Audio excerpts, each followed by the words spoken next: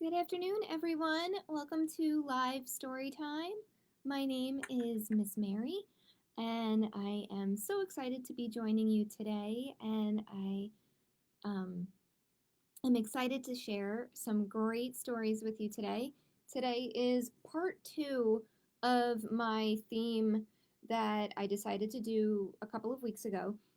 And this is part two of my books featuring Asian American and Pacific Islander characters in honor of Asian American Pacific Islander Heritage Month. And I just loved these stories. I found so many great stories while I was looking for books for this theme, and um, there were too many to pick from and limit myself. So I decided to make this a two-parter. So I am very excited about this theme today. As always, I'm just going to wait a little bit and chat for people to arrive. And if you have arrived, please say hello in the comments so that way I can give you a shout out. And just a couple of shout out reminders, of course, that if there is a bit of a delay when you write a comment to me, I don't always see it right away. So if I haven't said anything to you yet, I'm not ignoring you, I promise. But I just haven't seen the comment yet. And also, if I'm in the middle of a story, when I get a comment, I wait till the end of that story to reply. So again, not ignoring you at all, but I just don't want to break up the story with a reply. So if you are here, please say hello. I do see some people joining. So again, today's theme is all about characters that are Asian American or Pacific Islander. And I just really loved a lot of these books that I discovered along the way the past couple of weeks. So let me get started. As always, oh wait, do I have a comment? Nope, not yet. Okay. Please comment and say hello. Okay. And this story is called The Name Jar by Yang-Suk Choi. Okay. Hi, Michelle. Hi, Jessie. Good to see you. Thank you for tuning in.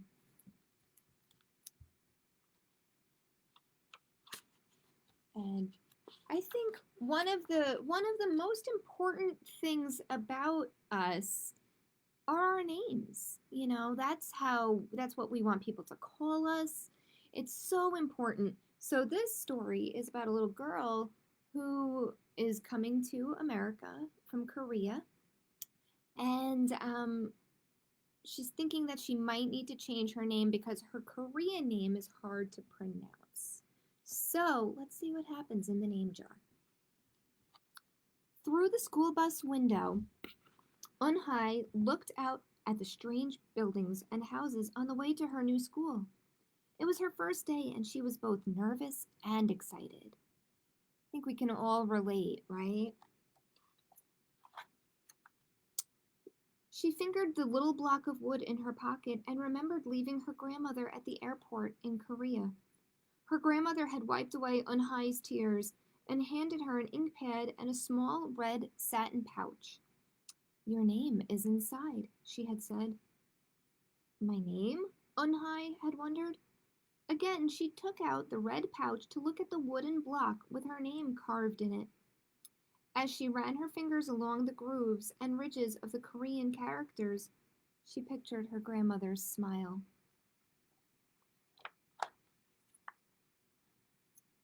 Is that thing for show and tell? A boy asked Eun-hye, surprising her. Eun-hye looked up as more kids leaned over. No, it's mine, Eun-hye answered, quickly putting the pouch back in her pocket. Are you new here? What's your name? A girl asked. Eun-hye, said Eun-hye. Une? The girl asked, scrunching up her face. Une, some kids chanted. No, Eun-hye corrected.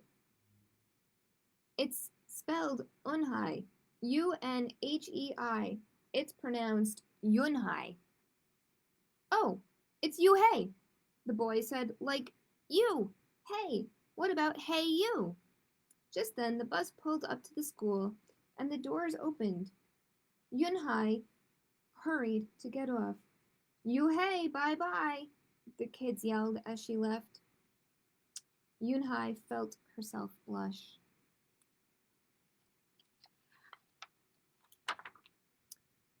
Yunhai stood in the doorway of her new and noisy classroom. She was relieved that the kids on the bus had gone to other rooms, but her face still felt red. Aren't you going in? Asked a curly-haired boy with lots of dots on his face. Freckles. You're the new girl, right? He asked cheerfully. Yunhai nodded, and before she could walk away, the boy took her hand and pulled her through the door. Here's the new girl, he announced so loudly that the teacher, Mr. Kokotos, almost dropped his glasses. Mr. Kokotos thanked him and greeted Yunhai. Please welcome our newest student, he said to the class. She and her family just arrived from Korea last week. Yunhai smiled broadly and tried not to show her nervousness. What's your name? Someone shouted. Yunhai pictured the kids on the bus. I haven't picked one yet, she told the class, but I'll let you know by next week. As Mr. Kokotos showed her to her desk, she felt many round, curious eyes on her. Why doesn't she have a name? She heard someone whisper. Maybe she robbed a bank in Korea and needs a new identity, a boy replied. Really? On the bus home, nobody teased her, but Yunhai kept thinking about her name. How was school, Yunhai? Her mother asked when she walked in. Did you understand the teacher? Yunhai simply nodded. She unpacked her school bag and set the red pouch by a photograph of her grandma. I'm glad you are learning English well, her mother said. You must study hard, behave nicely, and good grades to show that you are a good Korean. I will, replied Yunhai, but I think I would like my own American name, she replied quickly. Her mother looked at her with surprise. Why? Yunhai is a beautiful name. Your grandma and I went to a name master for it. But it's so hard to pronounce, Yunhai complained. I don't want to be different from all the American kids. You are different, Yunhai, her mother said, but that's a good thing. Yunhai just wrinkled her nose. Later that day, Yunhai and her mother went grocery shopping in their new neighborhood. They passed Fadil's Falafel, Tony's Pizza, and Dot's Deli. A big graffiti-painted garbage truck roared like a lion as it took off down the street. Nothing sounded or looked familiar until they got to Kim's Market. The sign was in both English and Korean. Her mother picked up cabbage to make kimchi, Korean-style spicy pickled cabbage, and other vegetables and meat. She also found some seaweed, Yunhai's favorite, for soup. It made Yunhai smile. Just because we've moved to America, her mother said, doesn't mean we stop eating Korean food. At the checkout counter, a friendly man smiled at Yunhai. Helping your mother with the shopping? He asked. Yunhai nodded. I'm Mr. Kim, he said. And what is your name? Yunhai, she answered. Ah, what a beautiful name, he said. Doesn't it mean grace? Yunhai nodded again. My mother and grandmother went to a name master for it, she told him. A graceful name for a graceful girl, Mr. Kim said as he put their groceries into bags. Welcome to the neighborhood, Yunhai. That evening, Yunhai stood in front of the bathroom mirror. Hi, my name is Amanda, she said cheerfully. Then she wrinkled her nose. Hi, my name is Laura. Maybe not. Her smile turned down. Nothing sounded right. Nothing felt right. I don't think American kids will like me, she worried as she began to brush her teeth. Hi, my name is Susie, she said to the mirror with her mouth full of toothpaste. The next morning, when Yunhai arrived at school, she found a glass jar on her desk with some pieces of paper in it. Yunhai took one out and read it out loud. Daisy. That's my baby sister's nickname, but she said you can use it if you want, said Cindy, who sat next to her. Yunhai took out the rest of the paper. Tamala, she read. I got it from a storybook, said Nate. She was smart and brave. Yunhai nodded and unfolded another piece. Wednesday? Yeah, you came here on a Wednesday, said Ralph.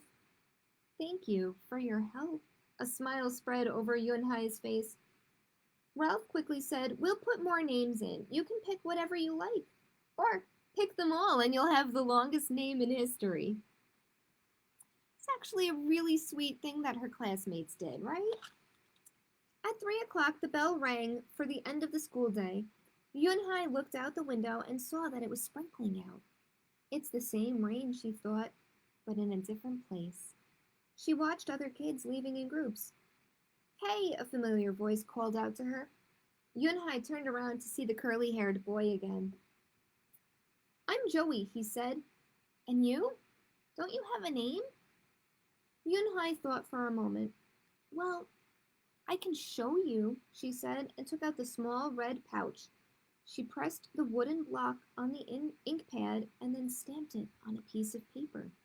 And that is Yunhai's name, written in Korean characters.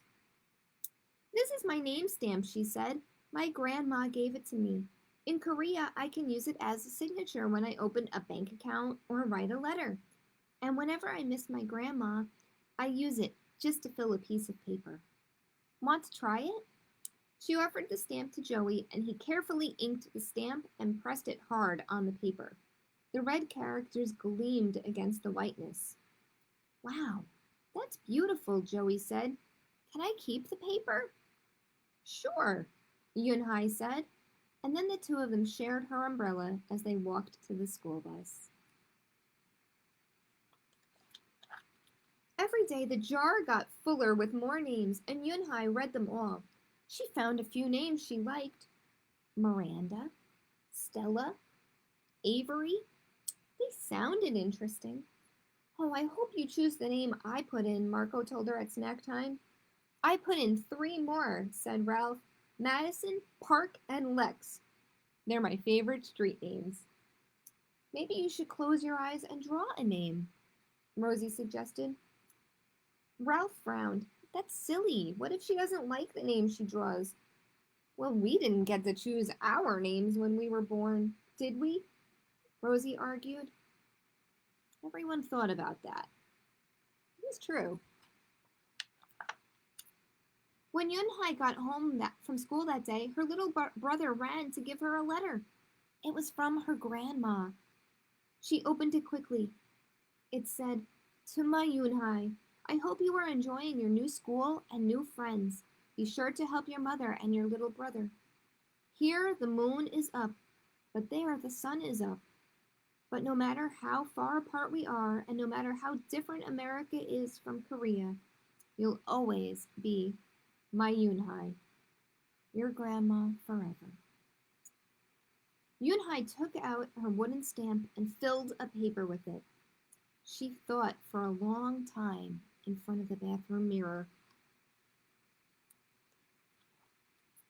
On Saturday, Yunhai walked to Mr. Kim's store. Mr. Kim was helping a customer, but he looked up and greeted her. Hi, Yunhai. Hello, Mr. Kim, Yunhai replied. She felt as if she was back in her old neighborhood in Korea. Hey, said the customer, turning around. It was Joey. Your name is Unhee? He asked with his eyes opened wide. Yunhai looked quickly at Mr. Kim, then turned to Joey. She nodded slowly. Yes, it's pronounced Yunhai. Yunhai, Joey said slowly, and this time perfectly. It made Yunhai smile. I'll have it ready for you tomorrow, said Mr. Kim to Joey. Thank you, Mr. Kim. See you Monday, Yunhai, Joey said to her. He left before she could ask him why he was at the store. On Monday, Yunhai came to class early to look at the names one last time, but the jar wasn't on her desk. Instead, there was just a single piece of paper with a name on it. Yunhai slipped it into her pocket. "Where's your name jar?" Ralph asked as soon as he saw it was gone. "I don't know," Yunhai said.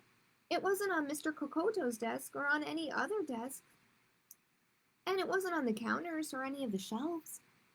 As other kids arrived, they helped look. Soon Mr. Kokotos came in and Ralph shouted at him, "The name jar is gone! The jar with all the names in it." "Gone?" Mr. Kokotos replied. With a look of concern, he asked Yunhai, did you get a chance to read all the names?" Yunhai nodded. She took a breath. "I'm ready to introduce myself," she said. Yunhai wrote her name in both English and Korean on the chalkboard. "I liked the beautiful names and funny names you thought of for me," she told the class, "but I realized that I like my name best, so I chose it again. Korean names mean something. Yunhai means grace." "Grace? Grace Inhai?" shouted Ralph. Everyone tried to say it. "Inhei? Unyi? Unhei?" Yunhai said her name again slowly and clearly. Soon the kids began to say it better, even Mr. Kokotos. They applauded Yunhai's choice. "I was named after a flower," Rosie whispered to Yunhai. "Lots of American names have meanings too," Mr. Kokotos reminded everyone. When the class was dismissed, Yunhai heard her new friends say goodbye. "Bye, Yunhai. See you tomorrow." "Goodbye, Yunhai." Yunhai said goodbye and then looked around for Joey, but he was already gone. Yunhai, come downstairs," Mother called up to Yunhai. "Your friend is here." Yunhai rushed down to see who she meant. There stood Joey, and in his arms was the name jar. "Where did you find it?" asked Yunhai breathlessly. Joey looked embarrassed. "Well, I took it, but only because I wanted you to keep your own name. And you did." He reached in and pulled out the names. "Do you want to keep them?" he asked. "Thank you. I'll keep them as a souvenir," Yunhai said happily. Then she pulled out the piece of paper from her pocket. "Do you want this back?" Joey grinned. "You can keep it. I'll return the name jar to the class. Maybe you could put some Korean nicknames in it for us, names with good meanings." "I could do that," agreed Yunhai. "I've already got a Korean nickname," Joey said. "Mr. Kim helped me choose it." Carefully, he pulled a small silver pouch from his pocket. Then he took out a dark wooden stamp with beautiful Korean characters carved sharply into it. He pressed it onto the ink pad and then on the piece of paper next to her own name. "Chinku," read Yunhai. "That means friend." And Chinku smiled back. And that is the story of the name jar. And as you can tell, a couple of times I made a mistake with Yunhai's name. And that is okay. We try our best.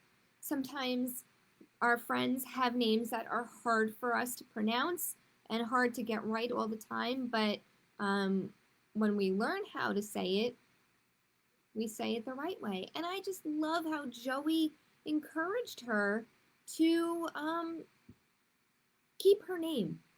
And I love that she made that decision for herself. Such a beautiful story. I know it was a bit long. I might only get to 3 stories today. We will see. And oh, hello, Sammy. Hi, Margie. Good to see you. Thanks for tuning in. As always, if you are here, please say hello in the chat so I can give you a shout out. And my next story is called Saturday is Swimming Day by Haiwan Yum.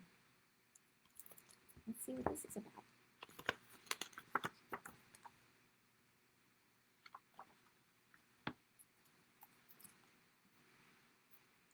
It was Saturday morning. I told my mom that my stomach hurt.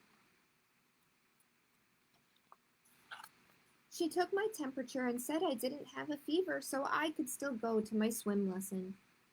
She rubbed my tummy and said that it would probably feel better once I got there, but I didn't think so. Thinking that maybe she has some anxiety and she's nervous about her swim class, and I know that sometimes when we get nervous, our tummies can hurt. My mom packed my strawberry bathing suit and my too small swim cap. When we got to the pool, Mom said, "This is Mary. She'll be teaching you, and I'll be waiting right outside when you're done. Have fun." I changed ever so slowly. I even went to the bathroom 3 times. When Mary called everyone to the pool, I was the last in line. We all get nervous sometimes, right? The pool was loud and the floor was slippery and cold. My head felt tight inside my swim cap, and my tummy still hurt. When Mary whistled for the lesson to start, some kids jumped right in and made big splashes. Mary said it was okay to not get in if my stomach hurt. I sat on the edge of the pool the whole time. After class was over, my stomach felt better.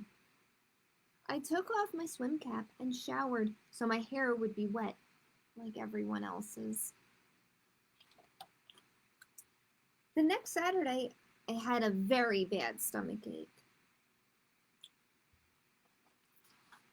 When Mary blew the whistle, I did not get in. I told her I had a stomach ache again, and she said she would hold me so I could practice ice cream scoops like the other kids. Mary helped me get into the pool. The water was warm and made my stomach feel a little better. I did ice cream scoops and kicks. Then we crossed the whole pool. That night, when I took a bath, I practiced my kicks. The next Saturday, I didn't have a stomach ache. I packed my bathing suit and my new swim cap.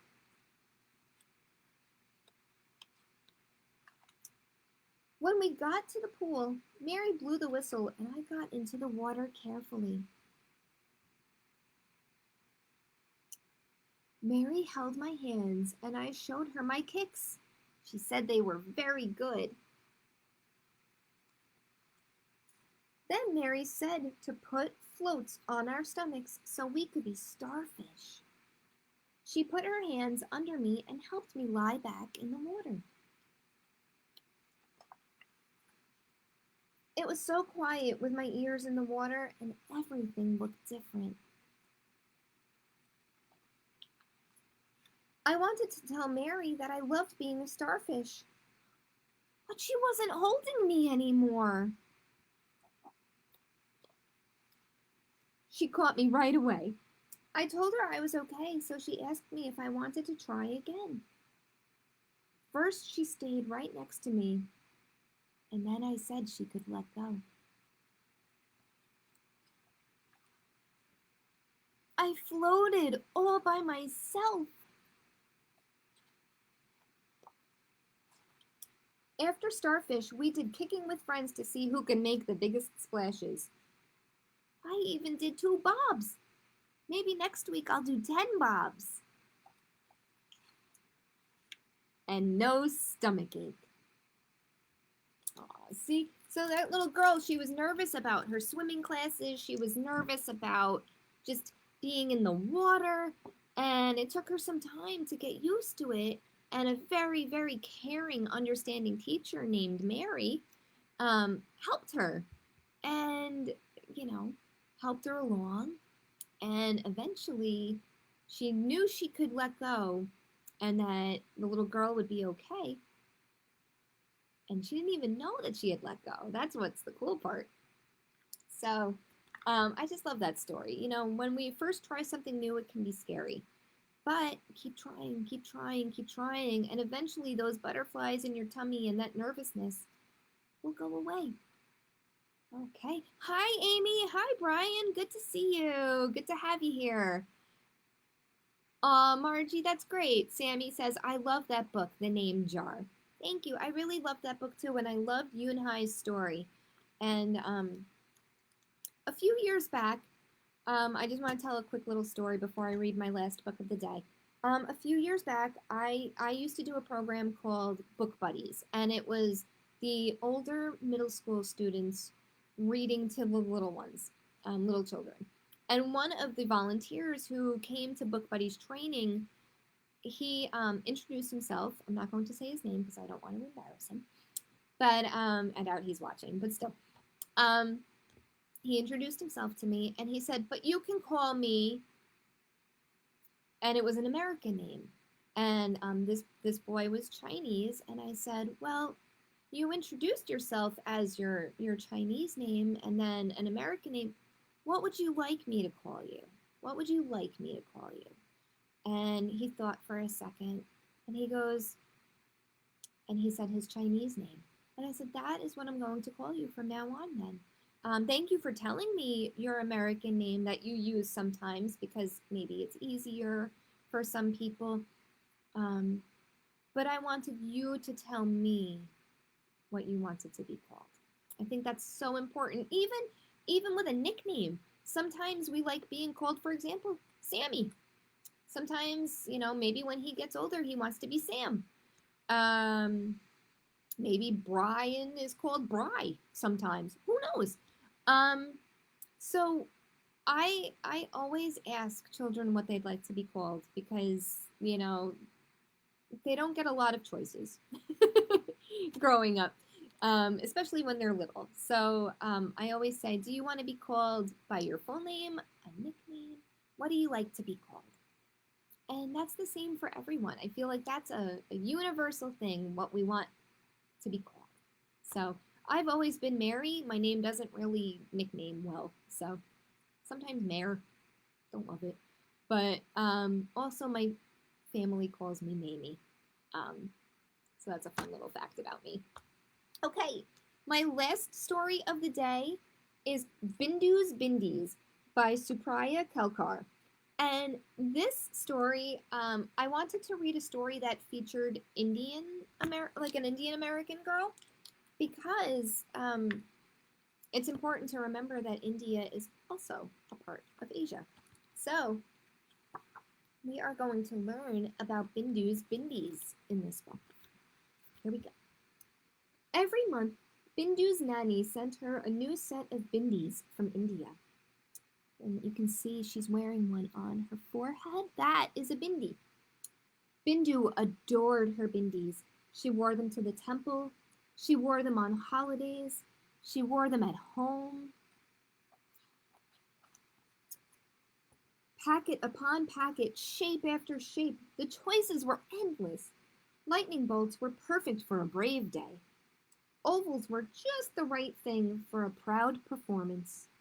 And squiggly lines practically shouted, I'm unique. One month, Nanny brought the bindis in person. Bindu was so excited she wore a brilliant oval bindi. She couldn't wait to see what Nanny had on. But on the way back from the airport, Bindu suddenly wasn't feeling excited anymore. She wanted to slip her bindi off. She wanted to go home. Bindu watched Nanny drum her fingers. She looked even more worried than Bindu. So Bindu squeezed her hand. Oh, there's some mean people holding up some signs at the airport that aren't very nice to her grandma. When the murmurs outside got louder, Bindu talked over them so neither she nor Nanny could hear them. And when Bindu and Nanny felt the stares, Bindu held her head up high, and Nanny did the same. After all, they loved to match. That evening, Nanny drank chai and told stories of dancing in the rain back home for all the world to see. She even showed Bindu some new moves. Every day after school, Bindu would come home and pick out a bindi to match Nanny. A flower on the forehead was just right for silly giggles. Diamonds twinkled with an adventurous wink, and circles did the trick for a festive feeling. I love that there are so many different options for different moods and different, celebrations. I love that. Soon the time came for Bindu to wear her lightning bolt bindi to school. It was Bindu's first time wearing one there, so Nanny made sure she matched her. But when it was Bindu's turn on stage, she suddenly wasn't feeling very brave. She wanted to slip her bindi off. She wanted to go home. Do you want to wear circles? No, Bindu replied. How about ovals? Bindu shook her head.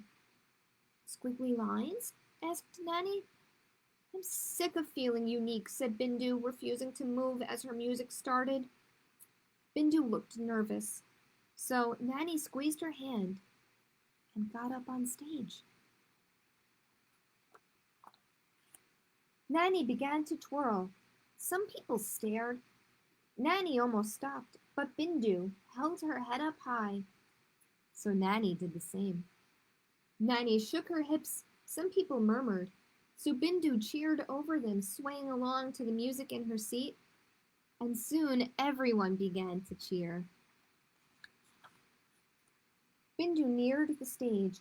She watched as the lights made Nanny's bindi sparkle until she couldn't tell what shape it was or wasn't. Bindu couldn't let Nanny do their new moves alone. After all, they loved to match. So, Bindu bravely got up on stage with Nanny, twirled with Nanny, and shook her hips with Nanny. Because Bindu adored her bindis, she wore them to the temple, on holidays, at home. And she wore them for dancing with Nanny, for all the world to see. So I love that story for a few reasons. First of all, we get to meet Bindu's nanny, who came to visit, or I think to live, honestly. I think she came to live from India. And she teaches her some new dance moves. And Bindu was very nervous about her performance at school. I think it was kind of like a talent show. It wasn't really a play. And she was nervous, so Nanny got up on stage and started dancing first so that Bindu would feel safe. And I thought that took a lot of courage on Nanny's part, right? That was brave. So, and then Bindu decided to join her. I just love that story. Beautiful colors in the illustrations. And I learned something too, because I knew about bindis that are worn on the forehead, in the middle of the forehead, but I didn't know they came in so many shapes and colors. And also, there are new ways to apply them. They used to be applied with like a powder and set, but now they can come on stickers, and that way it's really easy to just change them out when they want to change them. So I just thought, what a cool story, and I learned something new from it too. So that's it for me. I did go a little bit over today because my first story was a bit long. I hope you loved the stories this week. I really enjoyed them. I enjoyed finding them and reading them and getting to know them. I will be back next week with more stories to share with you. And until then, enjoy this nice weather, get outside and play, and I will be back next week with some more stories. Be safe and well, everyone. Bye!